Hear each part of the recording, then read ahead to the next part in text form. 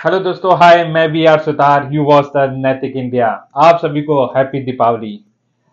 हमारे जीवन में एक खुशी और गम के बीच में एक नया उजाला लेके आती है ये दीपक वाली दीपावली।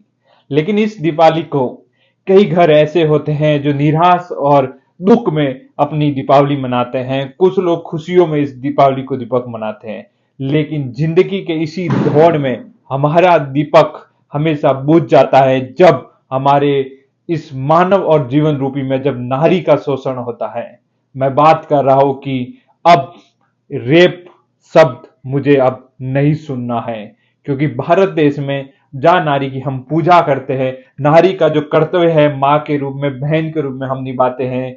और आज जब नारी का हम इस तरह का दुर्व्यवहार, नारी का शोषण, रेप जैसी घटनाएं अखबारों और न्यूज़पेपर में देखते हैं तो हमारा दिल दहला जाता है। ये घटनाएं जब कलकत्ता में एक डॉक्टर का मर्डर और रेप हो जाता है, एक मर्डर कलकत्ता में हो जाता है, बेंगलुरु में एक महिला को रोड पे उसको रेप करके फेंक देते, ऐसी घटनाएं भारत की सर्वभूमि में कभी ऐसी होनी भी नहीं चाहिए। रेप शब्द तो हमें जीवन में अब भूल जाना चाहिए। कभी हमारे आने वाली पीढ़ी कभी सोचे कि रेप क्या होता है, हमें उसे कहानी के रूप में कभी बताना ना पड़े।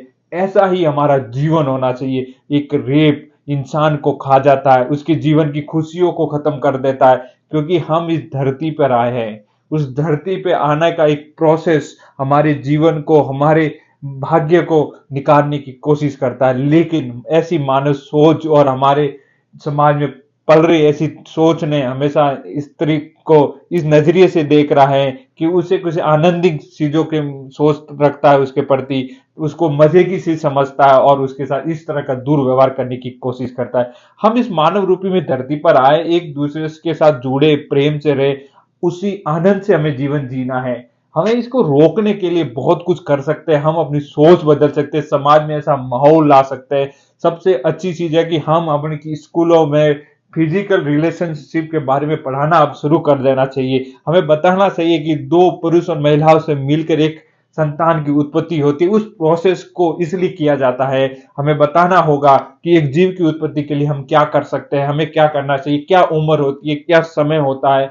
हमारे आसपास जितने भी लोग हैं उनकी मेंटली बदलनी पड़ेगी, ताकि उनके अंदर एक नई सोच डेवलप हो कि हम नारी के प्रति क्या विचार रखें, हमारे और हमारे परिवार के आसपास के प्रति लोग हमारे प्रति क्या सोचते हैं। जरूरी है कि हम एक नई सोच बनाए, एक नैतिक सोच बनाए। नैतिक India, rape free India movement के साथ है। आओ जुड़े, करें हम इस देश को रेप फ्री। ये रेप शब्द अब हमें नहीं सुनना है, ये नहीं सुनना है, ये नहीं सुनना है। जय हिंद, जय भारत।